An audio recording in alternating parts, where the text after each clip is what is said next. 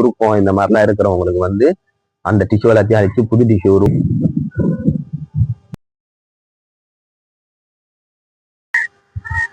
அனைவருக்கும் வணக்கம்.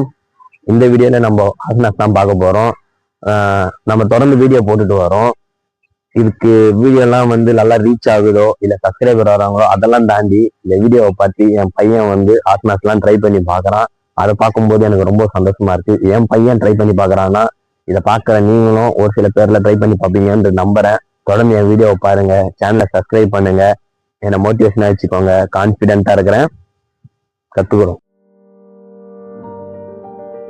Welcome back. இப்ப நம்ம பார்க்க போற முதல் ஆசனம் தான் வந்து உசட்டாசனம்.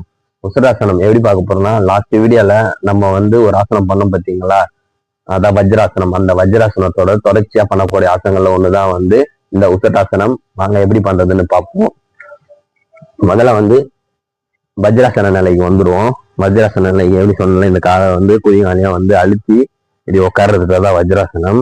இப்ப இந்த வஜ்ராசன நிலையில இருந்து அப்படியே வந்து என்ன பண்ண போறோம்னா, முட்டி போட்டு நேரா நின்றுக்கணும். நேரா நின்றுக்கிட்டு ஒன்றும் இல்லை, அப்படியே வந்து எல் ஷேப்ல இருக்கணும். இதை வந்து இங்க ஆரம்பிச்சு இது வரைக்கும் வந்து எல் ஷேப்ல இருக்குங்களா, எல் ஷேப்ல இருந்துட்டு இந்த இடுப்பு பகுதியை மட்டும்தான் வளைக்க போறோம். வளைச்சு போய் இந்த குதிகால் ரெண்டு இதையும் வந்து கையால பிடிச்சிட்டு அப்படியே வளைஞ்சு பார்க்க போறோம். இதுதான் வந்து உசட்டாசனம். வாங்க பார்ப்போம்.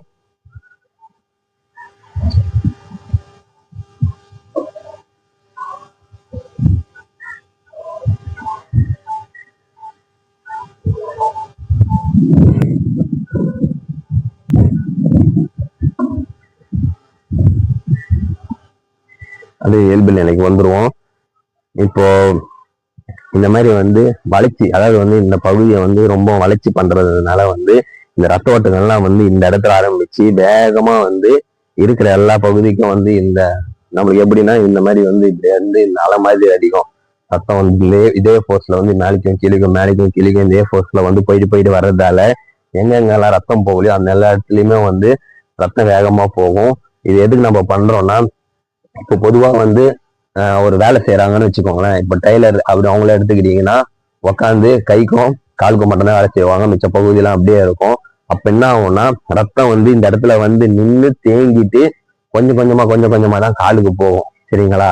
அதே மாதிரி சமையல் வேலை செய்யறவங்க கையில் மட்டும்தான் வேலை செஞ்சுட்டே இருப்பாங்க, மிச்ச பகுதியெல்லாம் வந்து அப்படியே நிற்கும். அப்ப கைக்கு மட்டும் வேகமா ரத்தம் செயல்பட்டுட்டே இருக்குமே கண்டி, மிச்ச பகுதியெல்லாம் வந்து பொறுமையா இருக்கும்.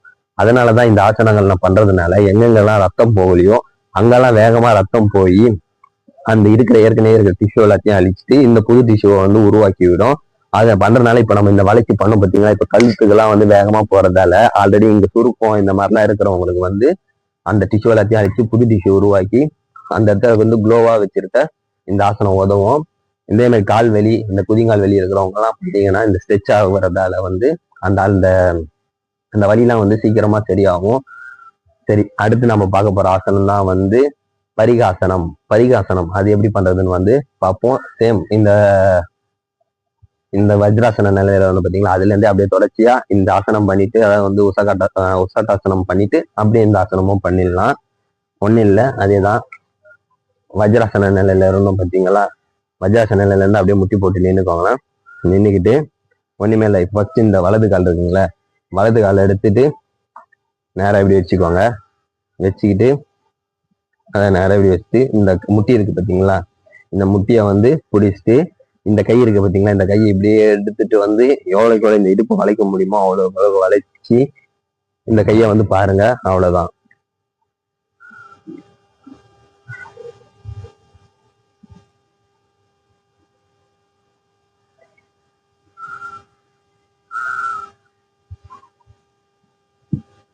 அப்படியே இயல்பு நிலைக்கு வருவோம்.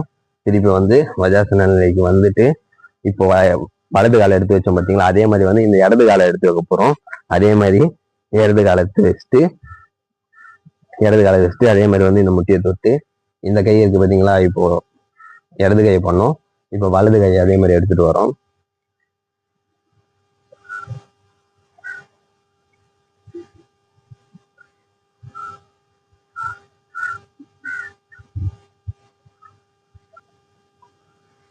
அவ்வளோதான், இயல்பு நிலைக்கு வந்துருவோம்.